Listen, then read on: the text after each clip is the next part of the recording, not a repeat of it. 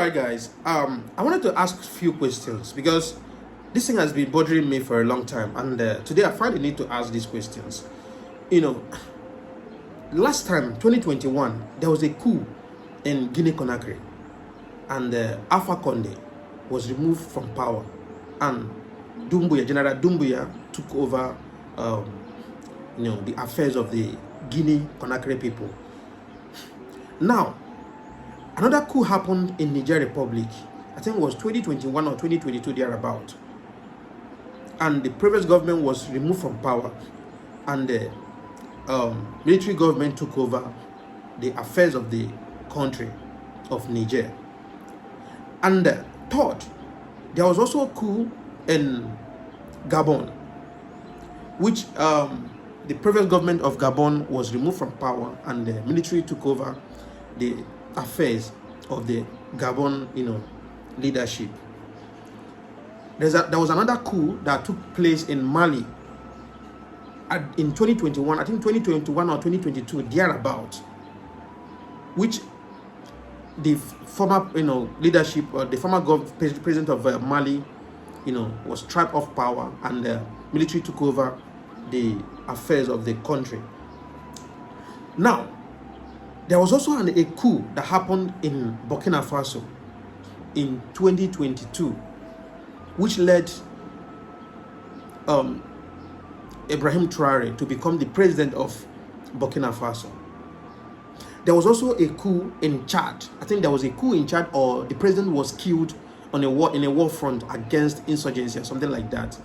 And okay, let me just leave Chad by the corner. Now, I've counted Burkina Faso, Niger Republic, Mali, Guinea Conakry, and Gabon. These three countries experienced coup. So my question is this: why is it that among all these 5 countries, why is it that it's only Burkina Faso leader that is doing well? Why is it like that? Why is it like it's because it's only Ibrahim Traoré that is doing well in his country? Because since these people took over power, we've not had any positive news. We've not had anything.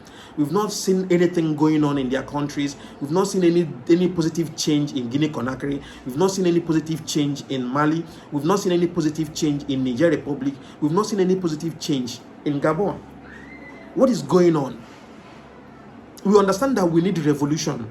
We understand that we want, instead of this, these civilian, leaders keep, holding us ransom, keep embezzling money. We want, military to take over power. For the fact that we want that does not mean that we want them to take over power to enrich themselves.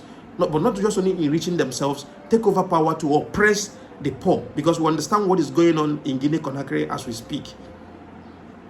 We want a positive revolution. That is one thing we want in Africa. We understand the fact that we are clamoring, we are seeking for revolution across all African countries, but we want positive revolution just like as it is in Burkina Faso.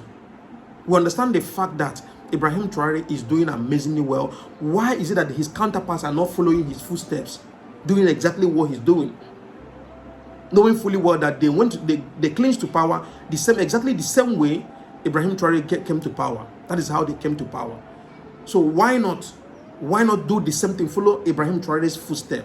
And I believe very well that all of these leaders, or in all these countries that I mentioned, they are all older than Ibrahim Traoré, because Ibrahim Traoré is currently 37 years old, and these people are oldest. So why is it that they are not following Ibrahim Traoré's footstep?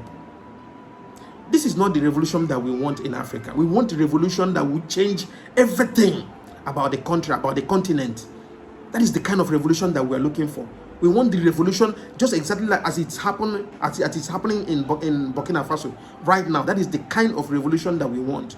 A leader that have his people at heart.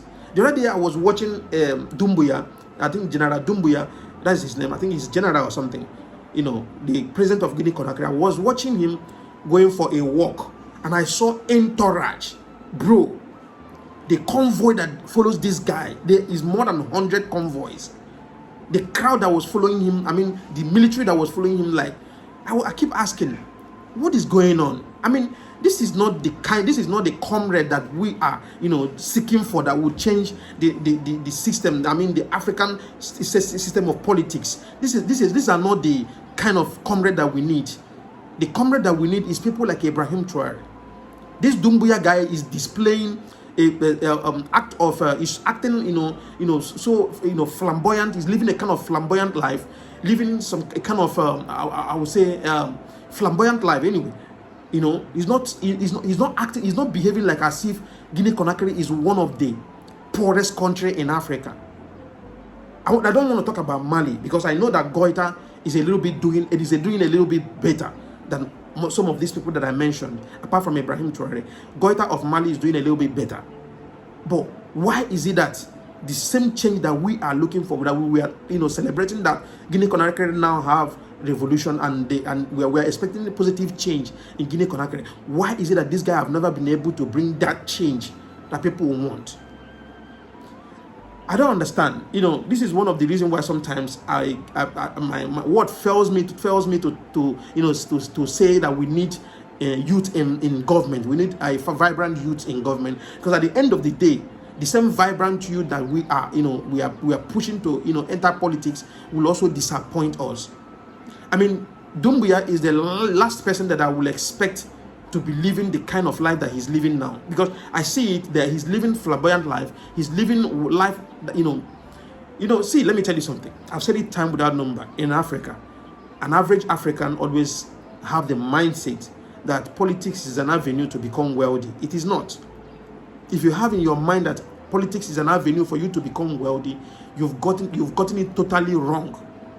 It's nothing to compare. I mean, politics is to serve the people and make sure that the basic amenities are being provided to your people. Make sure that the dividends of democracy is being circulated across every citizen, across the board, reaching every single citizen of that country. That is the main purpose of joining politics. Joining politics is like living a selfless life. You don't have life of your own anymore. You have life of your life belongs to your people. Your service is for your people, not to enrich yourself, not to make yourself so comfortable. This is the problem that we have in Africa. An average African think that politics is an avenue to become wealthy. It is not. Politics has a lot of sacrifice that you will have to make. Sacrifice in the sense that you are no longer living your life alone. You are living the life of your citizens. It's not just only about enriching yourself, creating wealth for yourself, making your family and relatives to live comfortable life. Politics is about giving back to your people, serving your people diligently with all sincerity and honesty, making sure that the dividends of democracy goes across the board, reaching every single citizen of your country. And not just only that, serving your people from the depth of your heart. That is what politics is supposed to be like. This is one of the reasons why, if I tell people that the richest politicians on earth are from Africa. The richest politicians on earth are from Africa. African politicians earn salaries more than the Western politicians. We don't prioritize. That is why there's no good. What is going on, for crying out loud? Because of ordinary bone, bone issue. If you have bone problem or leg problem, if you have a fracture on your leg, they will have to fly you to India to treat you. It is not supposed to be like that. We're supposed to be equipped. All our hospitals are supposed to be equipped. All our hospitals are supposed to be equipped. Do kidney transplant in Africa. Do everything in Africa. Our president, our governors do not need to travel outside Nigeria to go and get medication or get treatment for minor illness. This is the problem that we're having in Africa. We lack that empathy in us. That is why every average African think that politics is an avenue to become rich. When you see your politicians, you'll be singing praises to them, jumping to them, worshiping them like as if they are extraordinary, they are not human beings. Meanwhile, you are the one that voted them in. You are the one that gave them job. You are the one that when they see you, they're supposed to be jumping and be praising you because you did them a favor by giving them job.